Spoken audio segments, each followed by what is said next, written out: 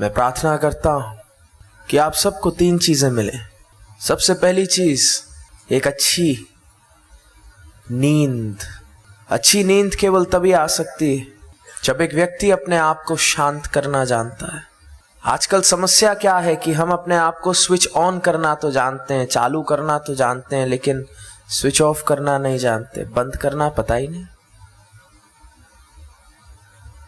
समस्या क्या है कि हमें शांत होना अब याद नहीं, और उससे भी बड़ी समस्या है कि हमें शांति और मूर्छित होने में फर्क नहीं पता।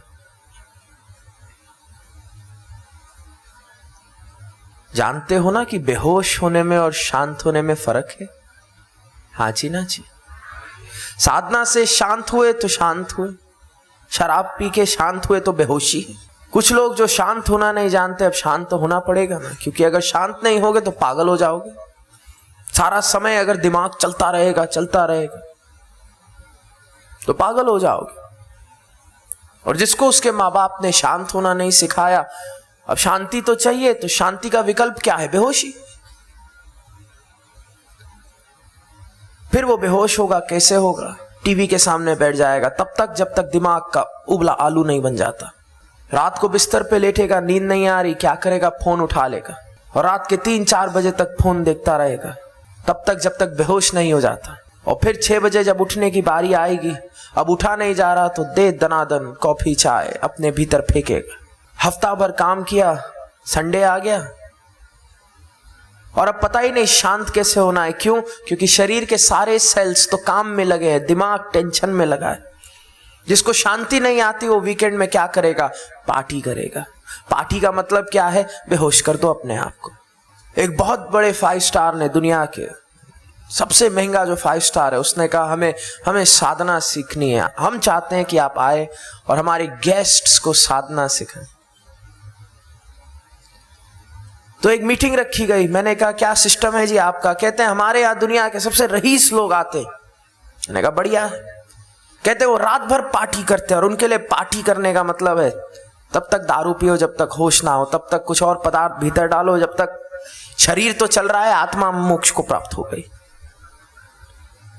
और वो वाला मोक्ष जिसमें स्वर्ग नहीं, पाताल है। और कहते हैं फिर दिन भर हमारे यहाँ इन हाउस डॉक्टर्स हैं, 5 स्टार होटल में इन हाउस डॉक्टर्स हैं, वो इंट्रावीनस देते हैं ताकि जो रात को टॉक्सिफाई किया है वो दिन में निकल जाए, ताकि अगली रात को और पार्टी की जा सके। और मैंने कहा क्यों? कहते हैं बस डी स्ट्रेस होने का यही उपाय है। मैंने कहा ये डी स्ट्रेस नहीं, स्ट्रेस अभी भी है, लेकिन फर्क सिर्फ इतना है कि अभी आप स्ट्रेस के प्रति नम हो गए, बेहोश हो गए। दुख अभी भी है लेकिन आपने खुद को बेहोश कर लिया। दुख है लेकिन आपको पता ही नहीं। जैसे पेन किलर मेडिसिन होती है ना, दर्द थोड़े समय के लिए खत्म कर देगी, आपको लगेगा सब अच्छा है, लेकिन जहां उसका इफेक्ट गया तो वही दुख, दर्द, पीड़ा, कष्ट सब सामने आ गया। बेहोशी और शांति में बहुत फर्क है। बेहोशी शरीर को खत्म करती है, चाहे वो बेहोशी किसी भी चीज से हो।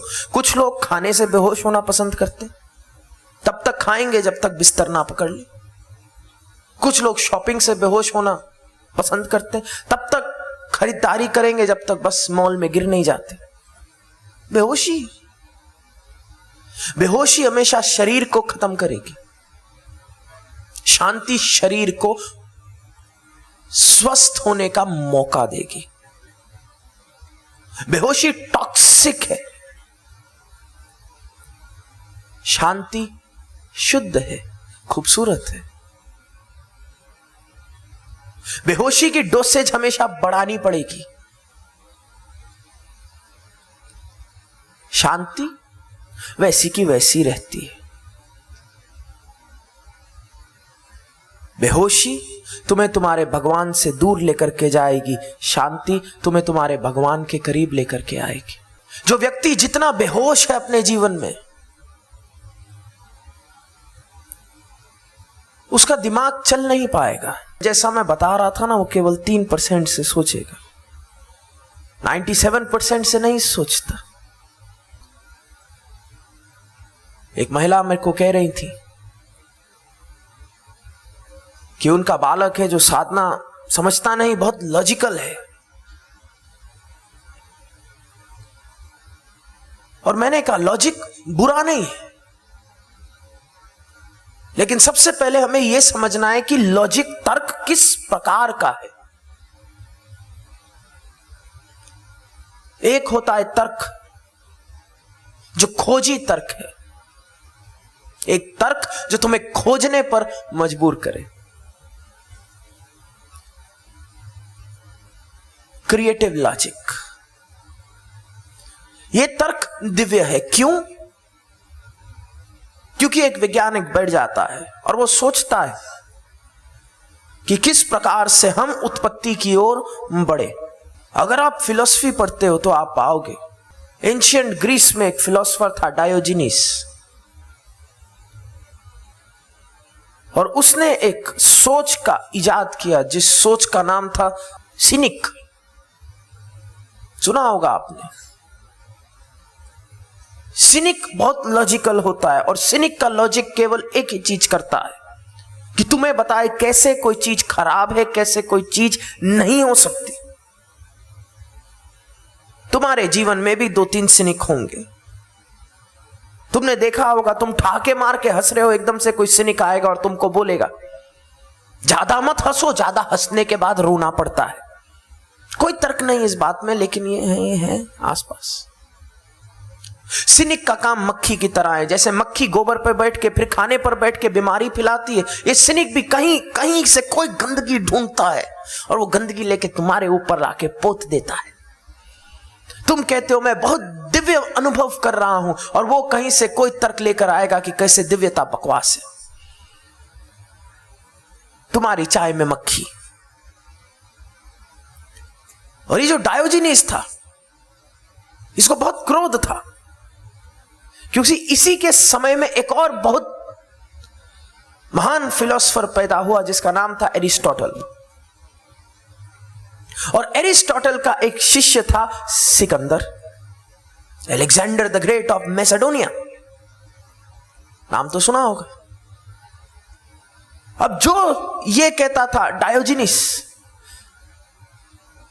वही चीज एरिस्टोटल का शिष्य डिसअप्रूव कर देता था, क्योंकि डायोजिनीस कहता था ये चीज हो ही नहीं सकती, ये तो हो ही नहीं सकता, ये तो होएगा ही नहीं, ये तो खराब है, ये तो होने का मतलब ही नहीं। और एरिस्टोटल ने कुछ और सिखाया था सिकंदर को। एरिस्टोटल का मेथड साइंटिफिक था। एरिस्टोटल की सोच कुछ इस प्रकार से थी कि उसने सिकंदर को कहा, युद्ध से पहले समझ जाना तुम जीत चुके हो, और अब जब तुम युद्ध में जा रहे हो, तुम जीतने नहीं जा रहे, जीत तुम चुके हो। अब उस जीत तक कैसे पहुंचना है, तुम्हारा सारा शोध इस बात पर होना चाहिए। 100 तरीके हैं जिससे तुम फेल हो जाओ, लेकिन एक तरीका है जो तुम्हें सक्सेस की ओर लेकर के जाएगा, सफलता की ओर। हे सिकंदर, तुम उस 100 तरीकों के बारे में मत सोचो, तुम इतना सोचो जीत तुम चुके हो। अब तुम्हें बस उस एक रास्ते को खोजना है जो तुम्हें तुम्हारी जीत तक ले जाए। और क्योंकि सिकंदर ने ऐसा सोचा था, उसके गुरु एरिस्टोटल ने ऐसा बताया था, जब वो युद्ध में जाता तो उसके सामने जो खड़ा है उसके भीतर डाउट होता, शायद जीतूंगा शायद नहीं जीतूंगा। सिकंदर को तो सिखाया गया कि तुम तो जीत ही चुके हो जी, कंपटीशन से पहले गोल्ड मेडल तो तुम्हारा है, अब बस तुम्हें रास्ता ढूंढना है पोडियम में जाके मेडल लेने का। अब सोचो, जब माइंडसेट ही है, पूरी आर्मी, पूरी सेना का माइंडसेट ही है कि हम तो जीते हुए हैं, सोचो वो कैसे युद्ध लड़ेगी।